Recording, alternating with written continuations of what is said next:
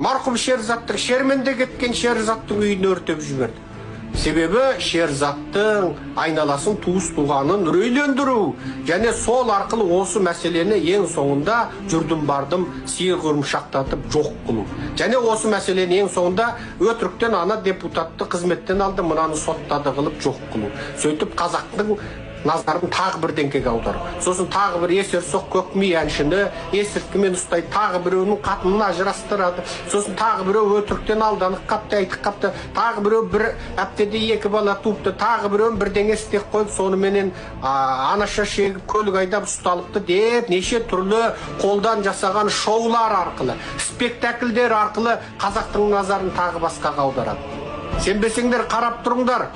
Алдыңғы жолы Батыс Қазақстанды су басып, бүкіл қазақ далада, көктемнің суығында далада қаңғып қалған кезде аяқ астынан қатынын өлтірген министрдің бітпейтін сериалын қойған болады.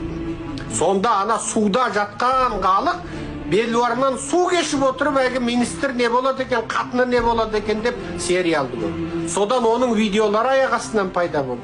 Бұның барлығы халықтың назарын басқаға бұру. Әр жолы өрт кеткенде, бір жерде қару-жарақ қоймасы жарылғанда, тағы бір сұмдық апаттар болған кезде, тағы бір әртіс тұстай қалады, біреуді соттай қалады, бір әртіс ажыраса қалады, бір әртіс ойбай деп алданып қалған болады.